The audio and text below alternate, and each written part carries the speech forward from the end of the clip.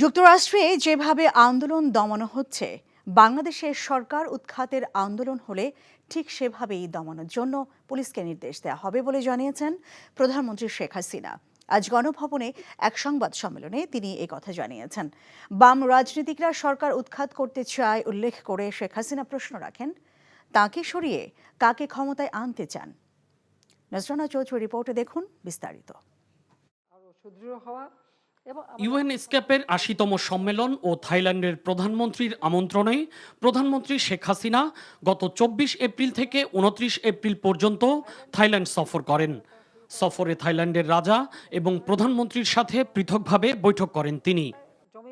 সফরের বিস্তারিত তুলে ধরতে বৃহস্পতিবার গণভবনে এক সংবাদ সম্মেলন করেন সরকার প্রধান। বলেন, আঞ্চলিক সহযোগিতা বাড়ানোর ক্ষেত্রে এই সফর গুরুত্বপূর্ণ ভূমিকা রাখবে। বিকাশে কম খরচে ক্যাশ আউটের লিমিট বেড়ে ৫০,০০০, প্রিয় এজেন্টও ২টা। এই সফরের মধ্য দিয়ে দুই দেশে ব্যবসা বাণিজ্য এবং অভিজ্ঞতা বিনিময়ের একটা ভালো সুযোগ সৃষ্টি হয়েছে, যেটা ভবিষ্যতে আর্থসামাজিক ক্ষেত্রে কাজে লাগবে। আর যেহেতু থাইল্যান্ড আসিয়ানভুক্ত দেশ, আর সেই সাথে বিমস্টেকের এখন সভাপতি, আর বিমস্টেকটা আমরাই প্রথম প্রতিষ্ঠিত করেছিলাম, আমি এখানে একজন প্রতিষ্ঠাতা সদস্য হিসাবে আছি। তো আমাদের এই আঞ্চলিক সহযোগিতাটাকে আরও আমি গুরুত্ব দেই। সফরের বিভিন্ন বিষয়ের পাশাপাশি সংবাদ সম্মেলনে উঠে আসে সাম্প্রতিক নানা ইস্যু। ফিলিস্তিন ইস্যুতে মার্কিন যুক্তরাষ্ট্রের বিশ্ববিদ্যালয়গুলোতে যে আন্দোলন চলছে তাতে মানবাধিকারের লঙ্ঘন ঘটছে বলেও উল্লেখ করেন প্রধানমন্ত্রী শেখ হাসিনা। ৯০০ ছাত্র, তারা নাকি ছাত্রছাত্রী মানে প্রফেসর থেকে শুরু করে সব গ্রেপ্তার হয়েছে এই আন্দোলন করার জন্য একমাত্র আমেরিকায়। আর এটা নাকি গণতন্ত্রের একটা অংশ, সেটাও আমাদের শুনতে হয়।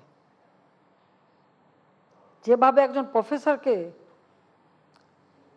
দাবড়ে ধরে মাটিতে ফেলে গ্রেপ্তার করা হলো, হ্যান্ডকাপ পরানো হলো, অবশ্য আবার তাদের কাছে আমাদের মানবাধিকারের কথাও শুনতে সবক নিতে হয়।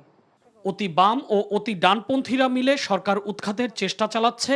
কয়েকদিন আগে প্রধানমন্ত্রীর এমন বক্তব্যের বিষয়ে জানতে চাইলে শেখ হাসিনা বলেন, বামেরা এখন তাদের আদর্শ থেকে ৯০ ডিগ্রি ঘুরে গেছেন।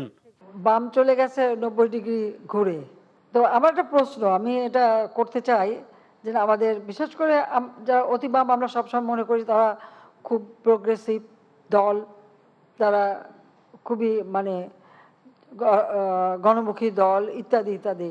তো সেখানে আমার প্রশ্নটা হচ্ছে যে ঠিক আছে, তারা আমাকে উৎখাত করবে, পরবর্তীতে কে আসবে তাহলে? সেটাকে ঠিক করতে পেরেছে? সেটাই তো আমার প্রশ্ন।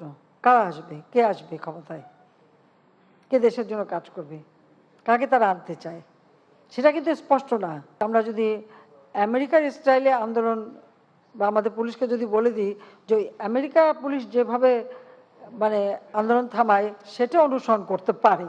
দেশের বাজার পরিস্থিতির বিষয়ে সরকার প্রধান বলেন, মূল্যস্ফীতির কারণে নির্দিষ্ট আয়ের মানুষের কষ্ট হচ্ছে, তবে বিশ্বজুড়েই এই পরিস্থিতি বিদ্যমান উল্লেখ করে শেখ হাসিনা বলেন, দেশের কিছু অসাধু ব্যবসায়ী আছেন যারা এই সুযোগ কাজে লাগিয়ে অবৈধ ফায়দা নিতে চায়।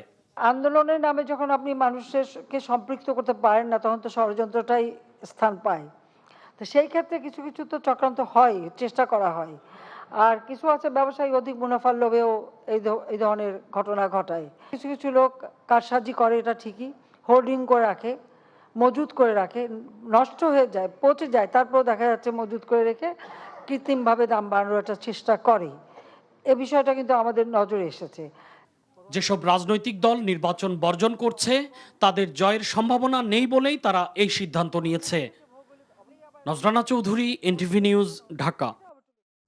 বিকাশে কম খরচে ক্যাশ আউটের লিমিট বেড়ে ৫০,০০০, প্রিয় এজেন্টও ২টা।